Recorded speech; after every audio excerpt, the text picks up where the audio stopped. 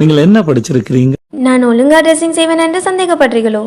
நான் nursing course முடிச்சவள். இங்க இருக்கிற பெரிய ஹாஸ்பிட்டல்ல வேலை பார்க்கறேனாக்கும். அவளுடைய மனதில் அவள் டாக்டர் தான் நினைச்சு கொண்டிருக்கிறாள்.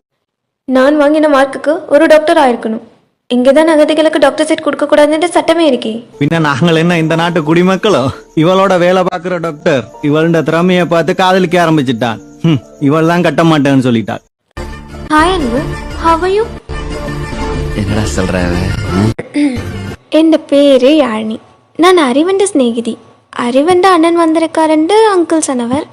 அதான் பார்த்துட்டு போலாமென்று வந்தனா. அண்ணா இஞ்ச பாருங்கோ, நான் இவரை தான் கல்யாணம் கட்டணமென்று இருக்கிறேன். இது எல்லாருக்கும் தெரியும். ஆனா இவரு தான் தத்துவம் பேசி ஏதோ உளறி கொண்டிருக்கிறார். தத்துவம் எல்லாம் இல்லைன்னா என் அப்பா அம்மா அகதியா வந்து கல்யாணம் கட்டி என்னையும் அகதியாத்தான் பெற்றவங்க. இப்போ நானும் இவளும் கல்யாணம் செய்து இன்னொரு அகதியை பெற்றுக்கொள்ளணுமோ?